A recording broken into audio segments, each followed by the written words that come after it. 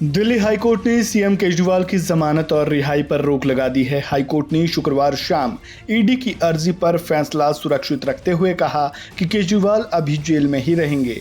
इस तरह trial court की ओर से दी गई जमानत को हाईकोर्ट ने 24 घंटे के अंदर ही खारिज कर दिया। ईडी ने हाईकोर्ट में ट्रायल कोर्ट के जमानत वाले आदेश को चुनौती दी। ईडी की ओर से पेश हुए additional solicitor general SV. Raju ने जस्टिस सुधीर कुमार जैन और जस्टिस रविंदर डुडेजा की वेकेशन बेंच के समक्ष याचिका का जिक्र किया। उन्होंने कहा, मैं तत्काल रोक के लिए आवेदन कर रहा हूं। आदेश कल सुबह 8 बजे सुनाया गया। आदेश अपलोड नहीं किया गया है।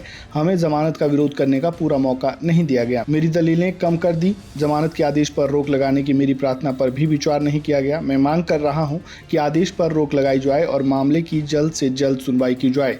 हमें मामले पर बहस करने के अधिकार का पूरा इस्तेमाल करने नहीं दिया गया। मैं पूरी गंभीरता के साथ आरोप लगा रहा हूं।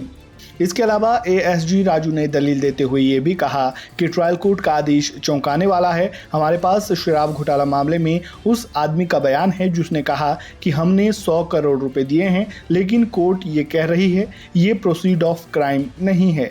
इस मामले में सेक्शन 45 पीएमएलए पर ज़्यादा बात ही नहीं सुनी गई।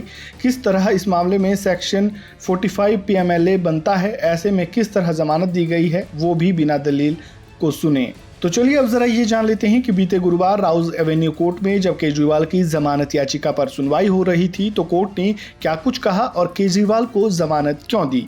जज न्यायबिंदु की बेंच इस मामले की सुनवाई कर रही थी। इस दौरान कोर्ट ने कहा, ईडी के रिकॉर्ड में ऐसा कुछ नहीं है जिससे पता चले कि विजय नायर अरविंद केजरीवाल के निर्देश पर काम कर रहा था। ईडी ये स्पष्ट करने में विफल रही है वह कैसे इन निष्कर्ष तक पहुंची कि विनोद चौहान से जब्त 1 करोड़ रुपए अपराध का हिस्सा है।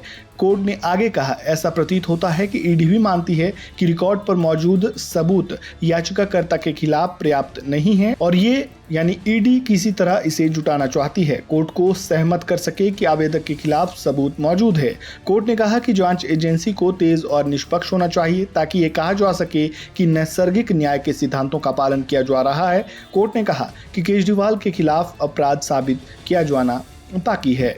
आपको बता दें कि केजरीवाल को 21 मार्च को अरेस्ट किया गया था। 1 अप्रैल को वे तिहाड़ जेल भेजे गए। सुप्रीम कोर्ट ने 10 मई को उन्हें अंतरिम जमानत दी थी। जमानत पर 21 दिन बाहर रहने के बाद 2 जून की शाम 5 बजे केजरीवाल ने तिहाड़ में सरेंडर किया था। तब से वो जेल में ही है। बीते गुरुवार राउज एवेन्यू कोर्ट ने केजरीवाल को जमानत दी थी जिसे दिल्ली हाई कोर्ट ने खारिज कर दिया। अब हाई कोर्ट में एक बार फिर बहस का दौर चलेगा और इस पर 2 से 3 दिन में फैसला आ सकता है।